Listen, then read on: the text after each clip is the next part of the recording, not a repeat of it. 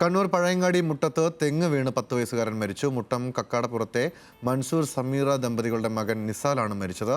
വീടിനടുത്ത് JCB ഉപയോഗിച്ച് തെങ്ങ് പിഴുതു മാറ്റുന്നതിനിടെ തെങ്ങ് ദിശ തെറ്റി വീഴുകയായിരുന്നു. കൂടുതൽ വിവരങ്ങളുമായി കണ്ണൂരിൽ നിന്നും നിഖിൽ അളവൂർ ചേരുന്നുണ്ട്. നിഖിൽ, എപ്പോഴാണ് ഈ ദാരുണമായ സംഭവം ഉണ്ടായത്? എന്താണ് അതിന്റെ വിശദാംശങ്ങൾ?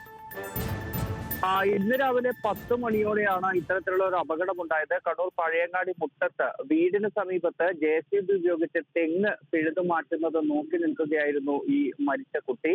ഈ സമയത്ത് നേരത്തെ ഉദ്ദേശിച്ച സ്ഥലത്ത് നിന്ന് മാറി ദിശ തെറ്റി തെങ്ങ് കുട്ടിയുടെ ദേഹത്തേക്ക് വീഴുകയായിരുന്നു.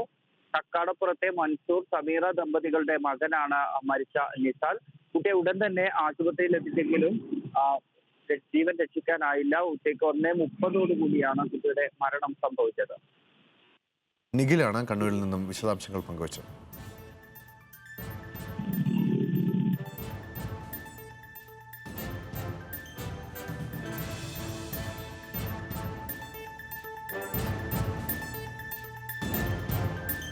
കണ്ണൂരിലാണ് ഈ ദാരുണമായ സംഭവം നടന്നിരിക്കുന്നത്. കക്കാടംപുറത്തെ മൻസൂർ സമീറ ദമ്പതികളുടെ മകൻ നിസാൽ തെങ്ങ് പിഴുതു മാറ്റുന്നതിനിടെയുണ്ടായ അപകടത്തിൽ മരിച്ചു എന്നാണ് മനസ്സിലാക്കാൻ സാധിച്ചത്.